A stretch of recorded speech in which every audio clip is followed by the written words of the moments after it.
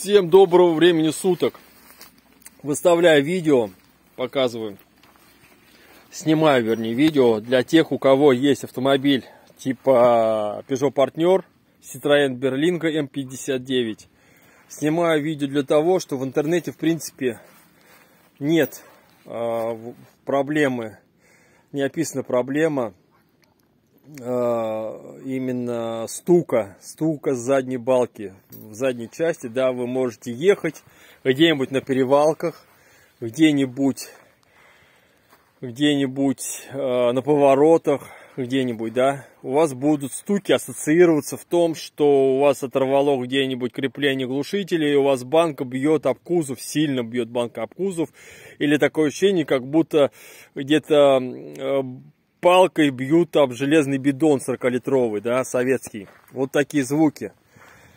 Причина не описана в интернете. Есть один человек на форуме, где-то он один раз написал. Это, в принципе, достоверно. По поводу видео или еще где-то, это, в принципе, никто ничего не описывал, эту проблему. Я вам так расскажу. Значит, не знаю, как у других автомобилей. Вот у меня, например, на партнере у меня идет один стабилизатор идет и два торсиона, левый и правый торсион. Я когда разбирал, все это метил. На стабилизаторе стоят с одной стороны по разные стороны два болта. С одной стороны болт и с другой стороны болт, который затягивает этот стабилизатор. Вот, он на мелких шлицах, болт десятка, резьба 1,25, по крайней мере. У меня с одной стороны была резьба плохая. Я, по крайней мере, прогонял ее 25-м мечиком, 1,25 на 10. То есть болт у меня получается десятка на 1,25. Желательно искать болт, если у вас проблемы с болтом, чтобы был хороший, где-нибудь 8,8 или 10,9, чтобы была плотность металла. Это вот самое вот 5,8 не берите, это сыромятина, надолго вам ее не хватит. Причина в чем была? То есть я перебрал балку, поменял подшипники. Но это так, для успокоения души, чтобы все было. Вот, подшипники менять надо раз в 60 тысяч, и проблем никаких не будет. То есть меняется, то есть вы, когда начинаете менять, все смазываете, промазываете, и все собираете, и, соответственно, следующие 60 тысяч, там 50-60 тысяч, у вас все разбирается, все нормально. Ставите обратно оригинальные подшипники на оригинальные пальцы, и ничего им никогда вовек не будет. Не надо ничего не колхозить, ничего, это все это ерунда. И у меня что получилось? Все это я пометил. На стабилизаторе я это все пометил, все метки зубилом. И я все ездил по времени, все нормально было. И в итоге как получилось? Со временем начали появляться маленькие стуки, а потом все больше и больше. И в один прекрасный момент начали такие сильные стуки, как будто, вот я говорю, ассоциация такая, как будто у вас вот это вот глушитель бьет об кузов сильно. Значит, это проблема именно в ослаблении болта на стабилизаторе. Вы можете приехать на яму, стуки, да, у вас ассоциация, как будто у вас глушитель, как говорится, эта резинка крепления оторвалась, и у вас глушитель бьет. Заезжаете на яму, начинаете смотреть проблему, а проблема оказывается, что глушитель на месте, никаких люфтов нету, а стук все равно есть. И в итоге вы не знаете, чего и как. Я не знаю, как у других ломается. Кто-то пишет, что у них ломается этот стабилизатор. У меня он не ломался. То есть у меня получается так, что вот эти вот шлицы, что с этой стороны, что с той стороны. Стабилизатор выбивается, бьете со стороны, ну, когда разбираете. Соответственно, вы бьете со стороны.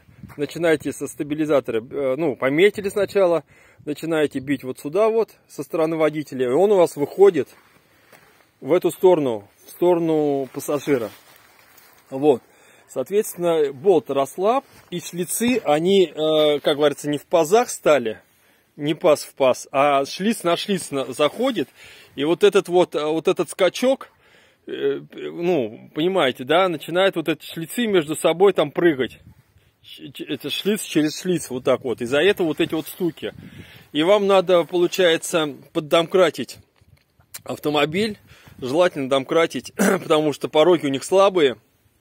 Крепление под домкрат вообще ни о чем. Это вот большой минус на Peugeot, на Citroёn. Очень плохая конструкция по поводу поддомкрачивания автомобиля. Если пороги сгнили, то 100% вы столкнетесь с тем, что начнете поддомкрачивать автомобиль, а у вас домкрат будет уходить в машину.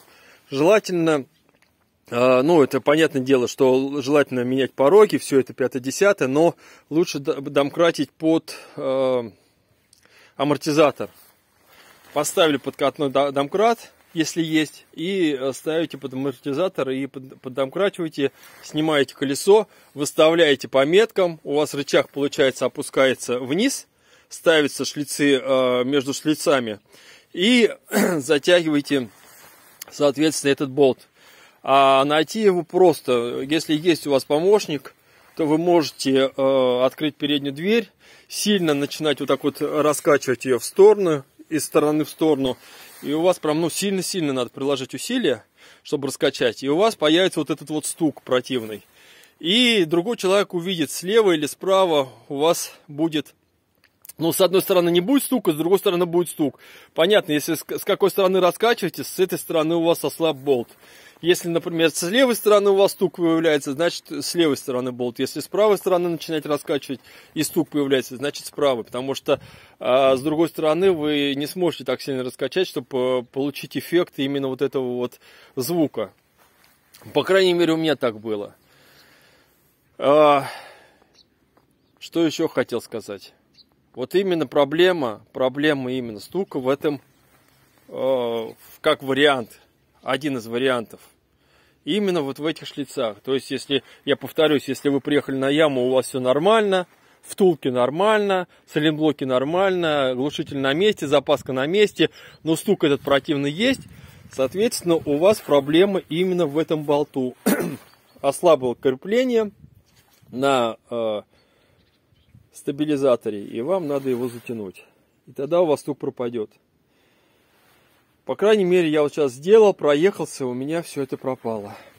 Вот, у меня, еще раз скажу то, что тогда, когда закручивал, когда ремонтировал, у меня резьба, получается, вот здесь вот на рычаге сорвалась, и пришлось прогонять метчиком. Вроде сейчас затянул, все хорошо, а так можно подлиннее болт взять, чтобы столько хороший был металл, качество металла хорошее, болта. И с одной стороны гайку натянуть, закрутить, с другой стороны болт. Вот на 17 получается подголовка, что с одной, что с другой стороны на 17. Ну, в принципе, вот такая вот проблема. Если она у кого-то есть, смотрите, щупайте, трогайте, раскачивайте. И именно еще это проверяется, знаете, как вот этот стук. Вы едете где-то километров 40-50, соответственно, чтобы ни сзади, ни спереди не было машин на свободной дороге, ни на скользкой. И начинаете рулем едете километров 50, там 40-50, и начинаете резко влево-вправо крутить рулем. И у вас именно в одном положении будет вот этот стук появляться. Если так оно и есть, соответственно, проблема именно вот в этом вот. По поводу подшипников, пальцев, подшипников задней балки. Поверьте мне, если у вас все нормально, если вы за ними следите, не надо ничего колхозить, не надо ничего менять. В плане того, что какие-то там пластиковые, там второпластовые, все это фигня. Ставите, у вас, если они у вас оригинальные, если у вас пальцы оригинальные, если они у вас в хорошем состоянии, просто меняйте, вот как совет, меняйте. Через 50 тысяч подшипники. То есть это где-то примерно через 3 года. Вот, и все у вас будет нормально. Покупайте оригинальные подшипники и сальники, и вам этого на 3 года хватать будет. Тем более, если вы разбирали, то у вас должно, разбирали, то в следующий раз у вас проблем с этим никаких не возникнет. Ну вот как-то так, в принципе. Ладно, всем удачки, до новых встреч.